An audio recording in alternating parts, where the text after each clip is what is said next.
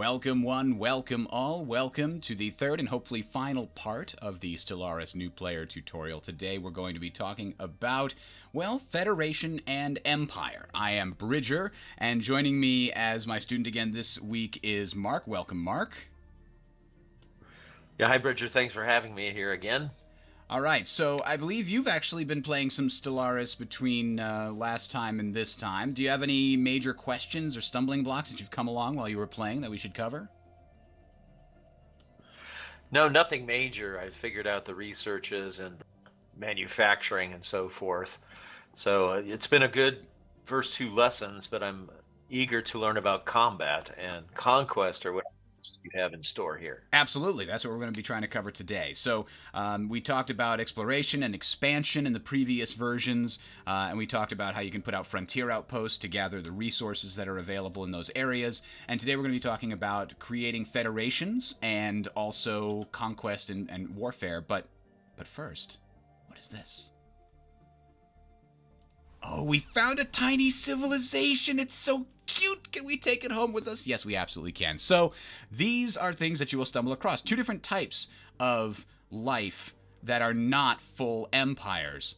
And that is the primitive civilization like we have here and a pre-sentient civilization. Think like chimpanzees, for example, that have promised to eventually become an intelligent species, but at the moment they are still primitive. With the pre-sentient civilizations, I should say, the pre-sentient species, like the chimpanzee equivalent, you can actually settle their world, and then if you have the correct technology, you can genetically uplift them to sentience. And that would give you a brand new species to play around with. I mean, to join your federation, essentially. To join your empire. Now, these are primitive civilizations. These ones that are clearly sentient. They are in the equivalent of our late medieval age. And what you can do with them is build an observation post. And you take your construction ship and you right-click on the planet, and it'll let you build an observation post. And the observation post allows you to do a couple of things. By default, it simply grants you 3 society research per month, which essentially is passive observation. You're just looking at them from space.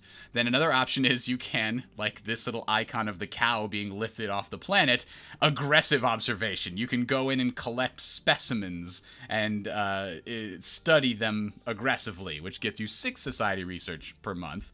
But a lot of what you can do from this observation post is hampered by your policies. Native interference determines what you can do to the natives that you find.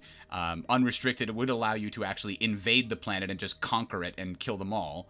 Active would allow you to do more aggressive types of study. And native enlightenment, this is one of the last options you get on this chart, because you could try to indoctrinate them if you have active native studies available. You could basically, which essentially you subtly try to adjust their ethics to be closer to your own. And why would you do that? Well, because you can eventually try to technologically enlighten them, which is a sort of overt, you go down to their planet and say, yes, there are other people out in the stars, and we are them, and we want you to join us, and you extend your hand, and you give them all kinds of technology, and you show them how the way of the world goes.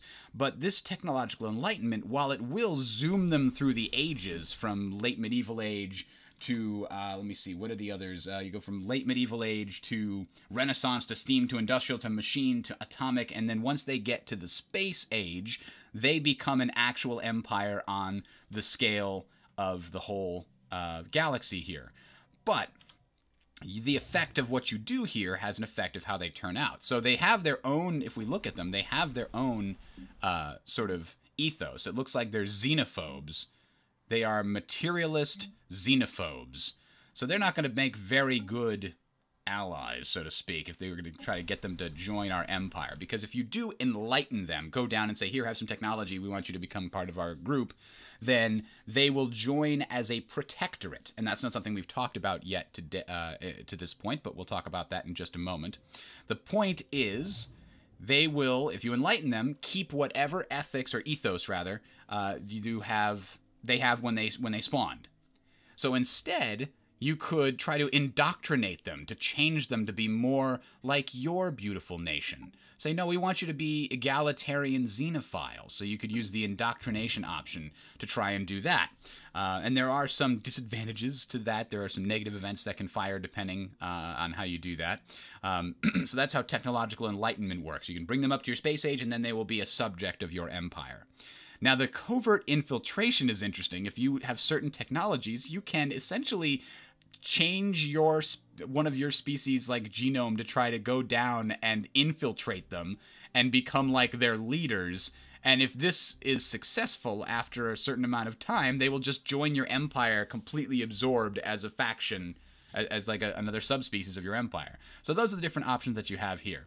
We talked briefly a moment ago about subjects, and that's what I want to talk about real quick here, because the types of subjects that you can have, often as a result of conquest, is an important piece here. So let me see if I can't add screen capture. Go. Nope, that's not working. Okay. All right, so the different subject types, you have tributary, and then protectorates and vassals are essentially the same class. So let's start with tributary. A tributary is essentially somebody that is just going to pay you money, and that's it. It's usually something you get in a war, and there's no other major agreement between the two empires. So a big, if you're a big stomping empire coming around and you see a smaller empire, you don't really want to go through the problem of conquering them because you're in the middle of something else. So you just threaten them and say, listen, you become my tributary and you pay me money or I'm going to attack you, right? It's a protection racket. Except you're not offering them protection, which is why it's a really raw deal. And then the other kind is essentially a vassalization. And this is similar to Europa Universalis, where a protectorate is any vassal that has a certain lower level of technology than you. And they will, once they catch up to your level of technology, automatically become a vassal. So both of these are pretty similar in that they're going to provide the overlord with some of their income. Actually, I'm sorry, the protectorate actually provides influence to the overlord, essentially. And the overlord provides a big bonus to research for the protectorate. So they will then speed up their research until they catch up closer to the overlord, and then that protectorate will turn into a vassal.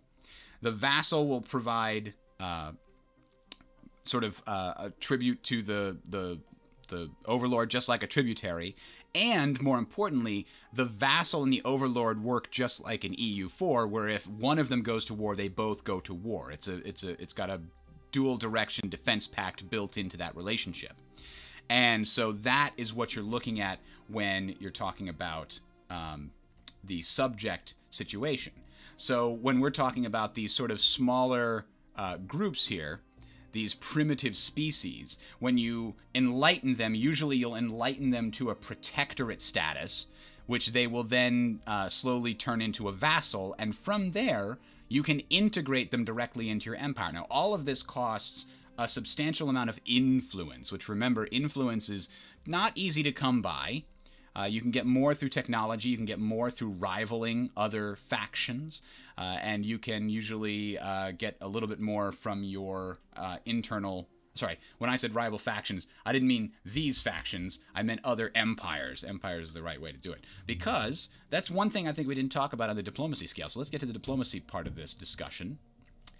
So we had these guys who are our good friends. Our good friends here, the spiritual seekers. They like us a lot. They are actually superior to us. We have been doing not a fantastic job of being super strong and awesome. And we talked last time that you could essentially get a bunch of different diplomatic statuses.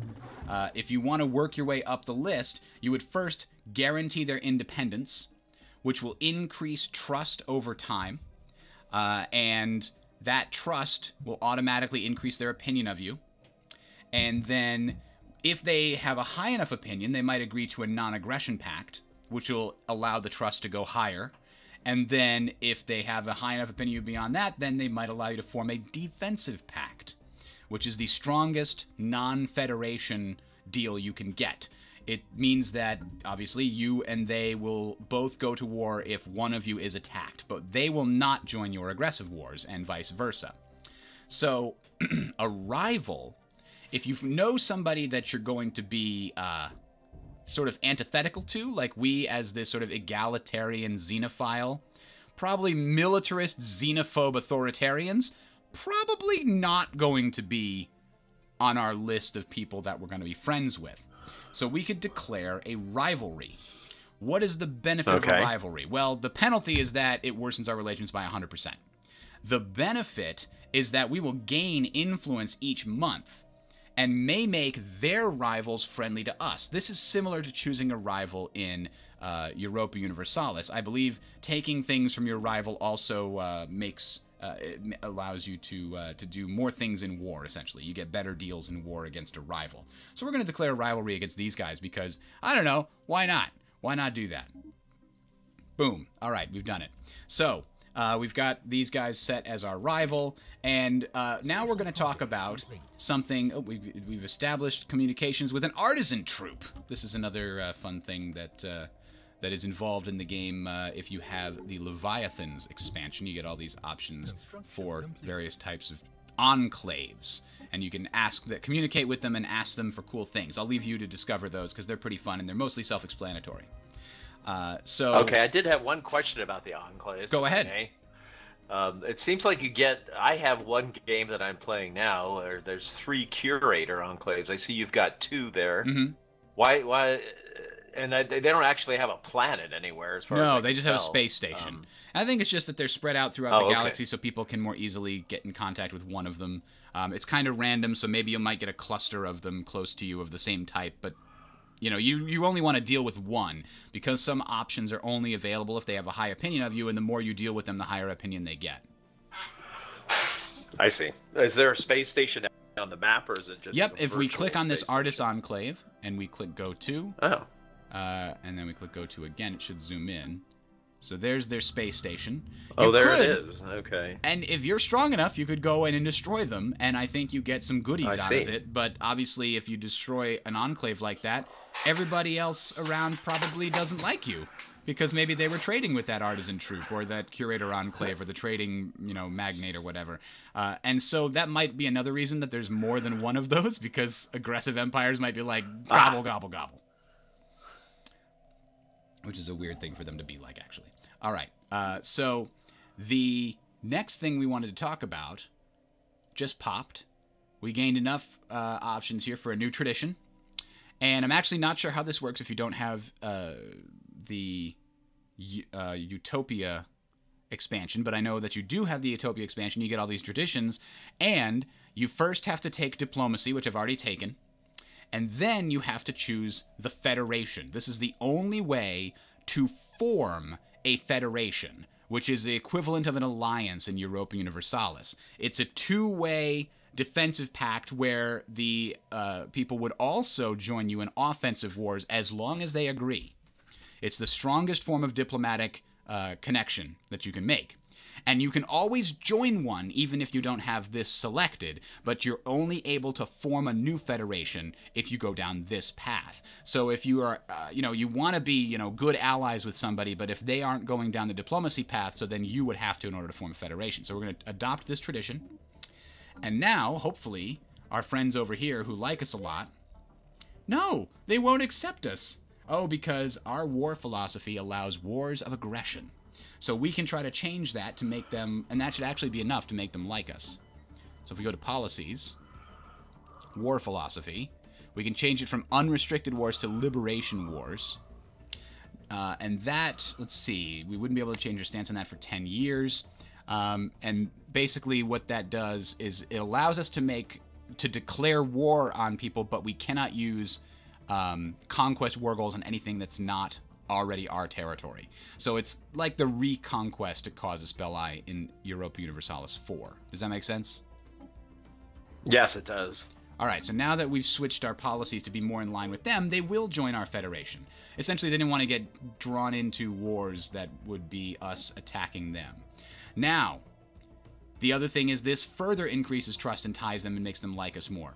The disadvantage is that it costs us influence each month. And if you recall, every, our defensive pacts, our guarantees and things, those all cost us diplomatic influence each month. However, it costs us a lot less right now than it would for others, because our xenophile, you see it says diplomatic influence costs minus 25% there?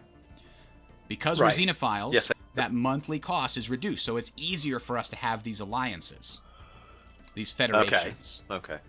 We don't pay quite as big a penalty. In addition, I believe if you take the diplomacy trick here, diplomatic influence cost is further reduced by 50%. So that 0.25 that we're paying for this, or 0.50 for federation, it's normally -2 for joining a federation. So xenophile... That's really high, isn't it? Yeah, xenophiles are much more likely to join federations as a result, because it's way cheaper for them, and they get the same benefit of being in a federation. So we have formed our federation, and there's a concept in a federation where there is always a president, and it cycles through the members every 10 years. Because we formed the federation, we are the first president. Now, it starts as the righteous axis, but we can call it whatever we want. We can call it Mark's Cool Team. Boom. Done. Mark's Cool Team. That sounds good. All right. Now, there are a few disadvantages to being as part of a federation. The one we already mentioned is you can't declare aggressive wars unless all members of the federation vote yes. So if we were to go try to declare a war, it would go to a vote with, in this case, one other person, one other empire, but there could be more than that. The other disadvantage is that you lose 20% of your naval capacity, because it takes 20% of the naval capacity of every member state, every member empire, and puts them together to provide the naval capacity for a special Federation fleet. The Federation fleet is cool because it allows you to design ships that can only be built as part of the Federation fleet, not as part of my personal fleet, not as part of any of the other empire's personal fleets, but it allows you to design ships that use all the technology of all member states. So that can allow you... Wow, that sounds nice. That's absolutely nice. So you can create stronger ships as a result, because if somebody's got deep into the fusion missiles, and I've got deep into, metal armor research, and somebody else has really good fusion reactors or the equivalent, then we could build the best of all our worlds together into a strong ship. So that is a really cool situation here, and I think it's already chosen all of the best options for us. For these. Actually, it didn't choose that one. And then because I'm the president, I can go in and adjust these. And these, I believe, you can also have auto-adjust, auto-upgrade like normal, so that whenever your allies do research something, then it'll auto-upgrade to the strongest version of those things, as long as there's enough power, etc., etc.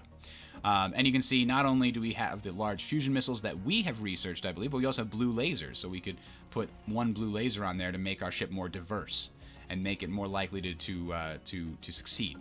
So we could then build these Federation vessels, and I believe any member of the Federation could build them, but they always go and join the Federation fleet, which is controlled by the President, and the President can control the designs. So those are all the advantages of being part of a Federation. And if we... Oh, here's another primitive species, by the way. You can see it's got a little axe handle thing here. So if this was in our empire, where is it? Is it that one? No? Didn't I just click on it? Ah, here it is. Now, these guys are obviously desert dwellers, right? Desert terrain. So if you were to uplift them, that would give you a way to have, not uplift, but enlighten them. Then you would get the ability to... Oh, wait a minute. These guys are not even... These must be the super primitive. Oh, they're not in our empire. That's why we can't see much about them. But if we were to enlighten them, if they were inside our empire borders, we enlighten them into a vassal, then we incorporate that vassal, we could use these guys to colonize desert worlds and get a lot more options available to us. Not only desert, but also arid and alpine, because they are all part of the same family. Okay, that's interesting. I had a question about that. Go ahead. I formed an alliance with this sort of bird-like species, and they said, "Hey, let's do the exchange of population thing, Migration treaty. so we could call, yeah, so we could occupy." Well, the only thing that happened was all my people were leaving, and none of theirs came over.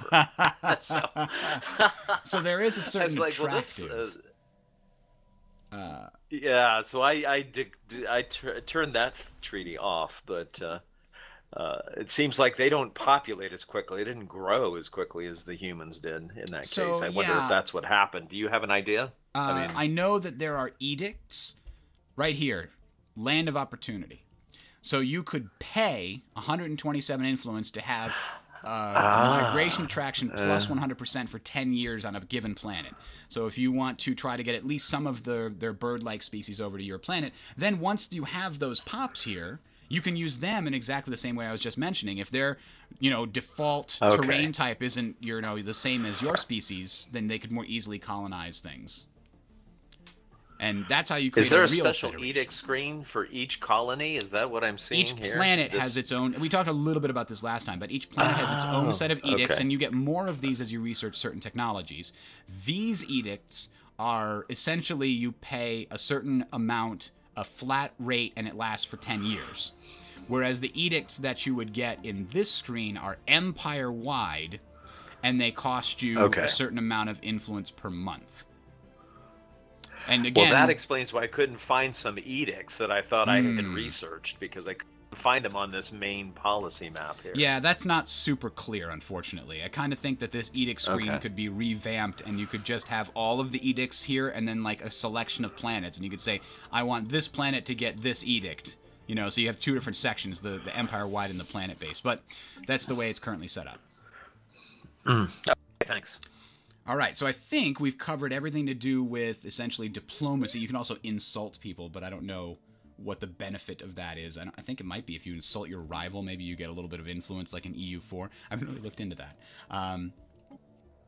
Sending an insult will greatly reduce their opinion of us. That's all it does, apparently. So go figure.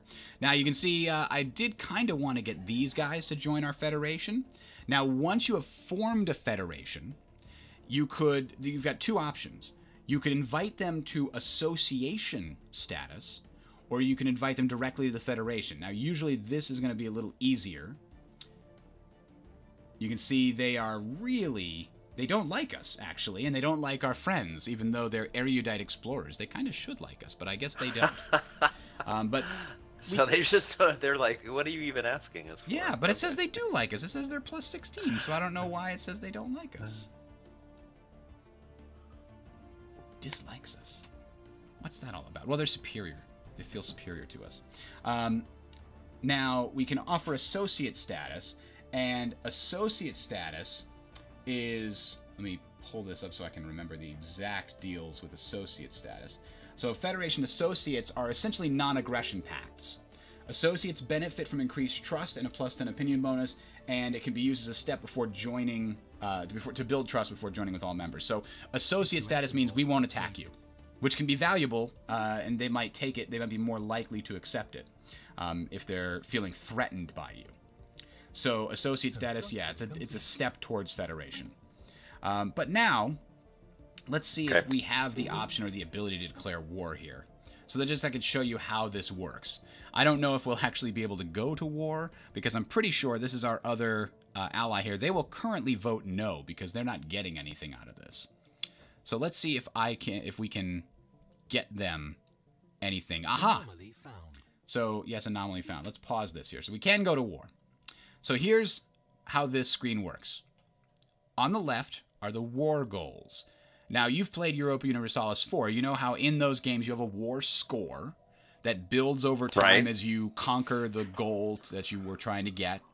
And it also builds over time as you conquer enemy areas and defeat them in battles. And as the war score goes higher, the opponents in the war are more likely to give you things that you're demanding during the war.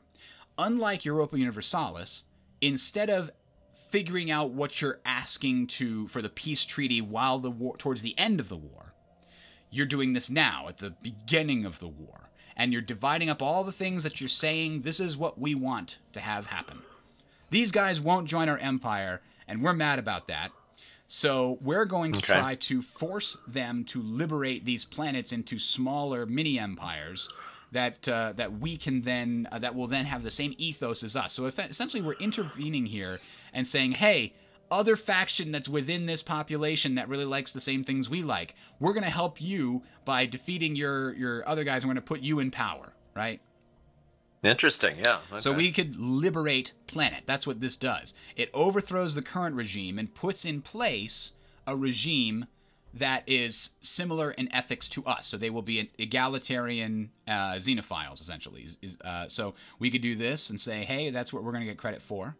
This doesn't give us the planet. It liberates the planet. And every planet that's liberated in the same war becomes the same mini faction, right? So if we liberate all of these planets in the same war, they will all join the new faction that is same ethos as us, the new empire that has the same ethics. We could. And what are those numbers by each planet? That 27, 19, 19. Those are the war score costs. You can never demand more than the than 100, and you can. And in this case, you can see we don't have the option to choose a lot of these because we don't have unrestricted warfare. We can't demand planets be ceded over to us because we don't have the ability to take them. They weren't part of our empire originally. So this is where the restrictions on federations come in. And let's see if we give these. So the idea is then to free them up so that they could join the Federation. Exactly, though, right? Yeah. So what if... Later on, right. So now, yeah, if we choose these as war goals, too, it looks like these guys will vote yes. They also want these guys to be freed up to be more like us so that they can join our awesome Federation. So again, it depends on who's going to vote. If they vote no, which means sometimes if you're doing some kind of war of conquest or something, you might have to give them something. Like this humiliation war goal means the other empire's humiliated. They get a bunch of penalties to their influence, income, and their happiness for 10 years, and then you get a lump sum of 100 influence. So in the case where you're trying to conquer something or reconquer something, you might entice your Federation, your fellow Federation guys to come join the war by saying, hey, we'll give you this planet. Obviously, with our type of Federation, that's not going to be allowed because they don't want us to be able to take other planets, but they will join this one that will liberate the planet. Now, there's also the vassalize and make tributary options, and these, again, we cannot do because we don't have unrestricted wars, but you could make a war and demand somebody be your tributary, and usually that does have a two-way sort of non-offense guarantee of independence thing for it, or one-way, rather. And then you could also do the vassalization. So these are other ways to get vassals besides diplomatically and by uplifting or enlightening species as well. So we're going to try this war out and see how it goes. It is going to require us to basically conquer all 4 planets, but together, you know what, actually, before we do that, maybe we should build some Federation ships so we have an actual Federation fleet. I think that's a good idea. We do have plenty of minerals, and by the way, the Federation fleet costs 0 upkeep. 0 upkeep, but 0 upkeep. Can you only build them on your own planets, or can you go to the other Federation planets and demand that they make some of the fleet? Yeah, every Federation member can build some of the fleet. So you can see here, it specifically says this is a Federation ship and this is a Federation ship. So we should probably actually upgrade our spaceport so we can actually build destroyers. And maybe build another space. But the question I have, though, is what makes them build the fleet? I mean, they don't have an obligation. They don't, but they're going to be president in 10 years, and then they'll have control of the fleet. And it's because the fleet costs 0 maintenance. If you're building forces to help defend you from an aggressive attacker, then building the Federation one makes a lot more sense. Because it will always come in to defend. I see. We found some more erudite explorers here. Where are they? Over here, it looks like. These guys. Now, these guys probably wouldn't want to join our Federation because they're really far away. Also, they dislike us. Oh, they dislike our friends, actually. They don't like our friends. Even though they're xenophiles. Why don't they like our friends? All right, so we're going to just pause this real quick. I'm going to zoom through, and then once we get some fleets built up, we'll jump right back into the war. All right, we have come back from the break, and we have filled up the Federation fleet. It's actually almost complete here. And we've also filled the the fleet that we own to capacity as well. Naval capacity is filled up here. So we also have 2 armies having been completed. No way to really win a war without invading your opponent. So we've built a whole bunch of assault armies. And the way that you move those around, as you can see, it shows you all your armies listed down here. And then we hit embark all. And then if we wait just a moment, that'll turn from an army into a transport fleet. And we do the same thing over here, embark all. And again, just like most other RTS games, you can assign all these things to hotkeys. So I'm going to assign Marks Marauders to 1, the first fleet to 2. I'm hitting Control plus the number, by the way, to do this. This army is going to be 3, and this army is going to be 4. And you can see in the bottom left, I now have Marks Marauders 1, Federation Fleet 2, Transport Fleet 1, and Transport Fleet 2. You can also assign that to your construction ships. You can also assign a planet like Earth can be one of your things. So now if we ever wanted to get back to Earth really quick, I could just hit 5 twice and now I'm there. So that can be very useful to quickly and easily get to things that you use a lot. So now we're going to hit 3 and click over here, and hit 4 and click over here, so we bring our armies over closer to the goal. And now we're going to click Declare War, and we're going to go through this again. Now, hopefully, we're going to try to liberate the entire empire as a brand new empire under us. You can also liberate a piece of it. So let's see if this is less than 100% war score. It's exactly 100% war score. So we're going to need to fully conquer them in order to get this. But here's the thing. In a previous version of Stellaris, you would have to get all the way up to your war demand. In this case, it would be 100. If I demanded this, it would be 84 before the war would end. They changed that in a patch a couple of months ago. So now you can demand any subset of these goals at any time. So if the war is taking a long time and it's dragging out and you're at 50% war score, you're like, well, maybe I'll just take these 2 and be happy. And you can force them to agree to that as long as your war score is high enough. We are actually in the middle of researching cheaper war score demands, but that's going to take too long. So let's ignore that and just go with our 100 here. And it doesn't matter who, I guess it does matter who's liberating the planet, because that determines who is going to determine their ethos. So we're going to confirm this. Our partner is going to vote yes on us. They have no extra allies in this war, so we're going to be able to defeat them all by ourselves. Go! All right, so I think... Okay, so when we liberate a planet, you have to conquer it with your armies, right? Yeah. So let's first go to this planet here with both of our main fleets. Where's our Federation fleet? Oh, the Federation, the other Federation member hasn't agreed to the war yet, I think. Or maybe they did.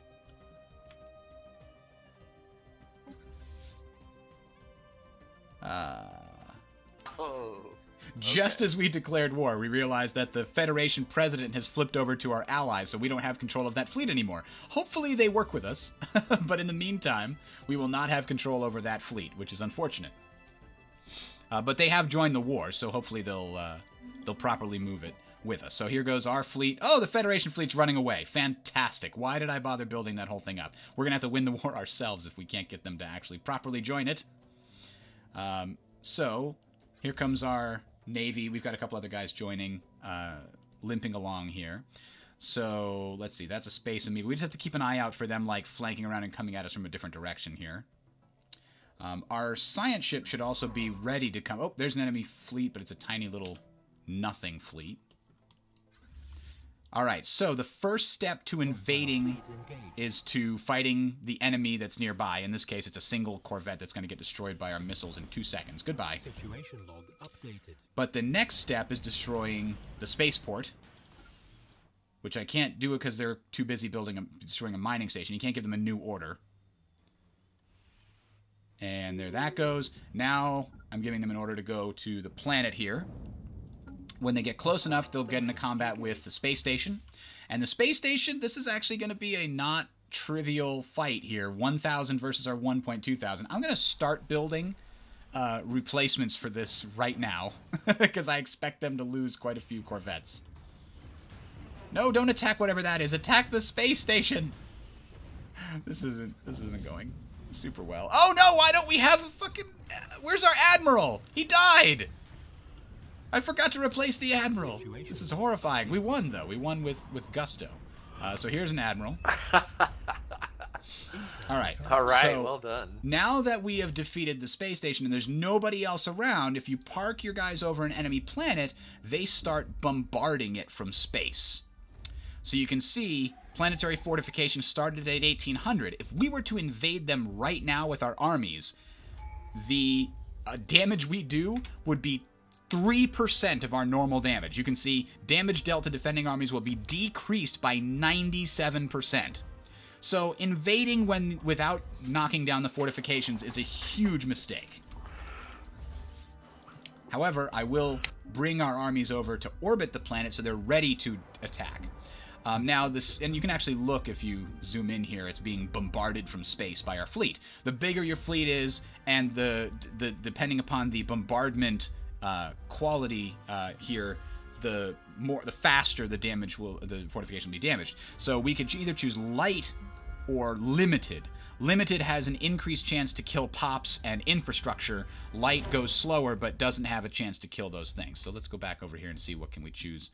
I didn't actually look at these. Unity output is increased by 5% per member of our Federation. That's kind of cool.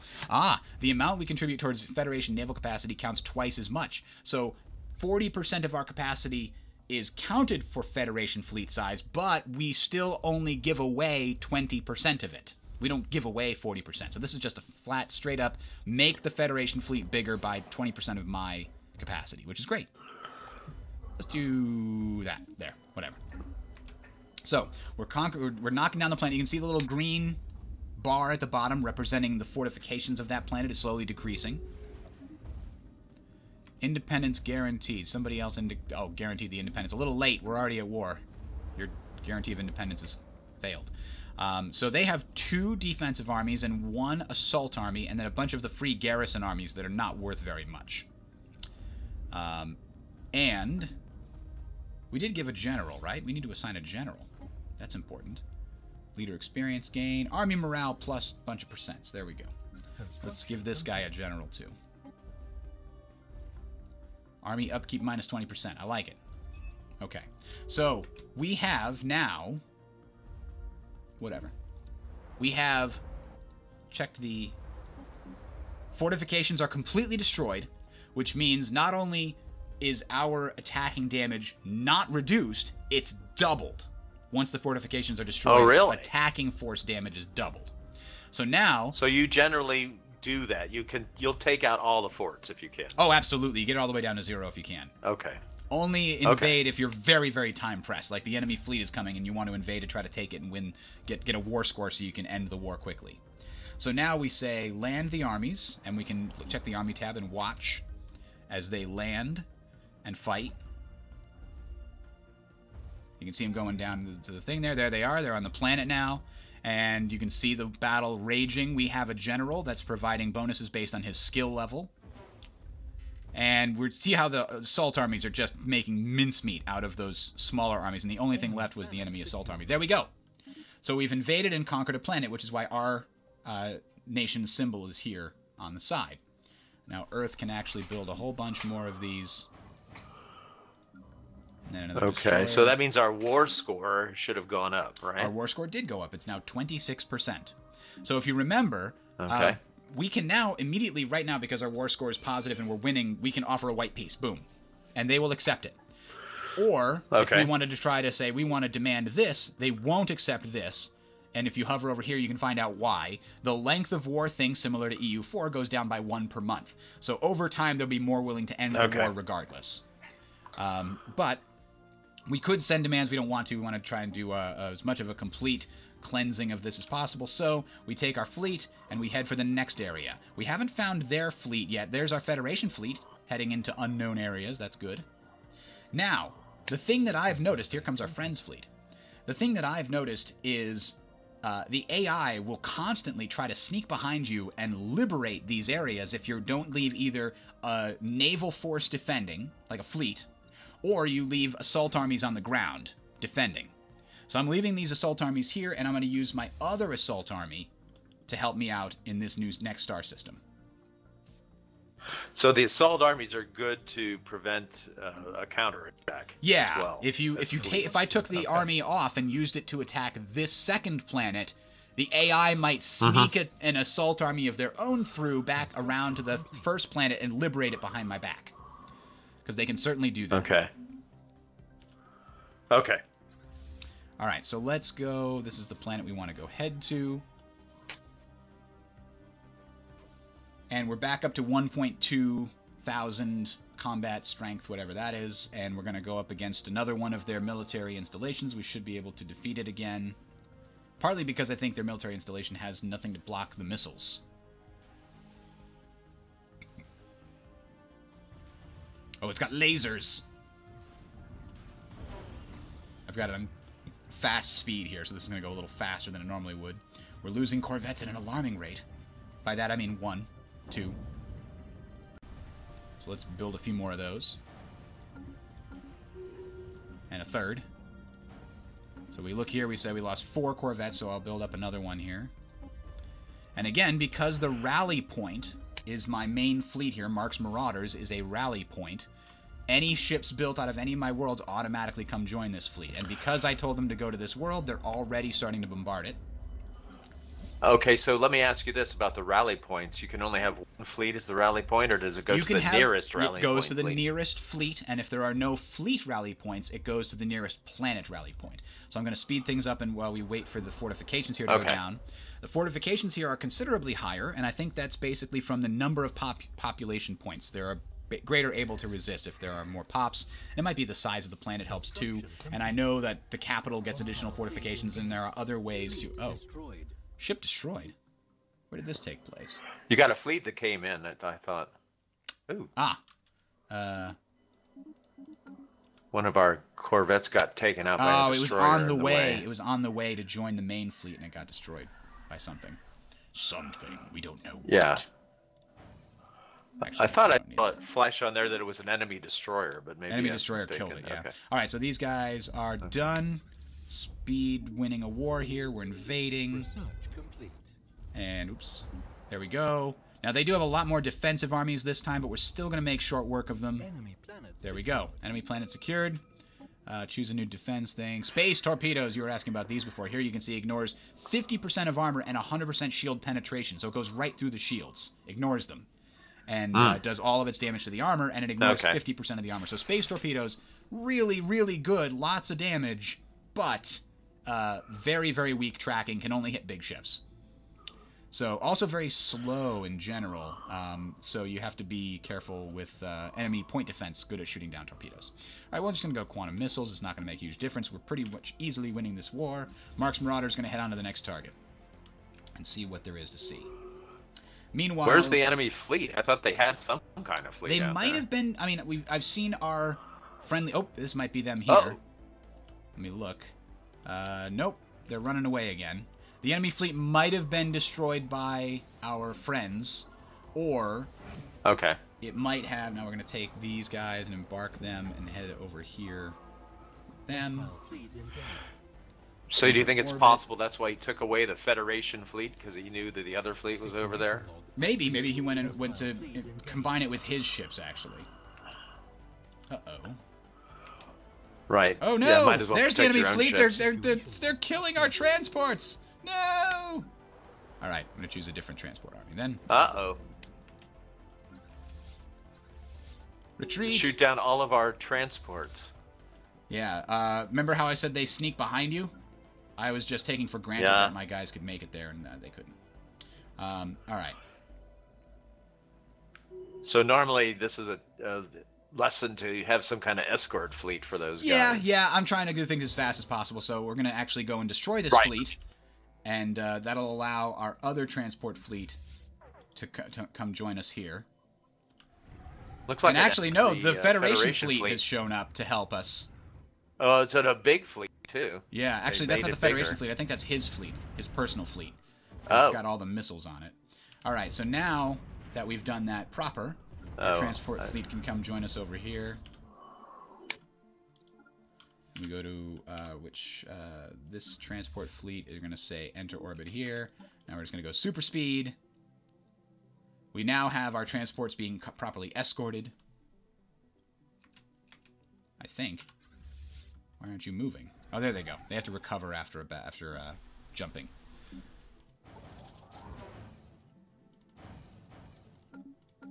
lost a bunch of ships in the fight over this planet earlier because it's their capital, so their space station was stronger. Oh, there. yeah. But now we're taking this very quickly down because our friendly fleet here is also helping us. So we find the transport fleet and we say, get ready. Land the armies. Go, go, go. And because it's the capital, they have quite a few extra militia. Oh, and our ally jumped in and helped as well. It looks like you might have a better technology. Yes, that might be the case. Now, this screen popped up because we hit 100%.